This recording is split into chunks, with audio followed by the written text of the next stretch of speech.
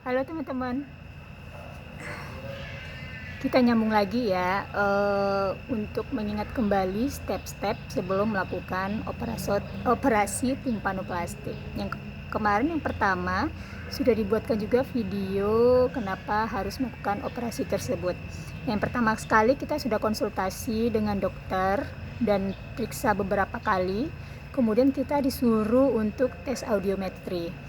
Nah, tes audiometri ini adalah tes pendengaran menggunakan alat. Kemudian alat tersebut berbunyi dan bersuara 4 suara yang berbeda gitu. Jadi kalau kita mendengarnya kita angkat tangan, kalau tidak mendengar kita turun tangan. Nah, itu mengukur seberapa ketajaman pendengaran suara kita, kanan kiri gitu ya. Jadi ada yang diletakkan di depan alatnya, ada yang ditaruh di belakang alatnya. Kemudian sebaliknya seperti itu juga. Nah, itu dilakukan selama setengah jam paling lama. Kemudian ada juga tes audiometri nanti di yang manualnya. Nanti di manualnya itu di bagian bukan ontologi sih nama ruangannya, tapi kayak ruangan saraf gitu. Nah, yang pertama kita udah audiometri ya. Setelah audiometri, yang kedua itu kita nanti akan dioper ke yang kedua itu kita disuruh itu dengan hari yang berbeda ya, karena satu hari itu hanya bisa tes 1 poli gitu, kontrol ke 1 poli. Yang kedua itu kita disuruh ke bagian cek labor. Jadi di situ ngambil darah beberapa cc, 1 suntikan kali ya. Mungkin kemarin itu ada kejadian suntikannya itu sempat 3 kali ulang, pagi, siang, sama keesokan harinya. Kenapa? Karena saya sendiri itu takut sama jarum suntik ya.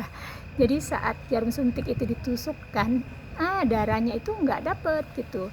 Adapun dapet, cc-nya nggak cukup. Yang kedua itu karena ada poin yang kurang gitu. Akhirnya cek labor yang ketiga. Jadi sebenarnya kalau teman-teman aman untuk ngambil cek darah itu 1 kali cek darah udah aman gitu ya. Nah, keesokan harinya setelah kita cek labor itu kita disuruh MRI.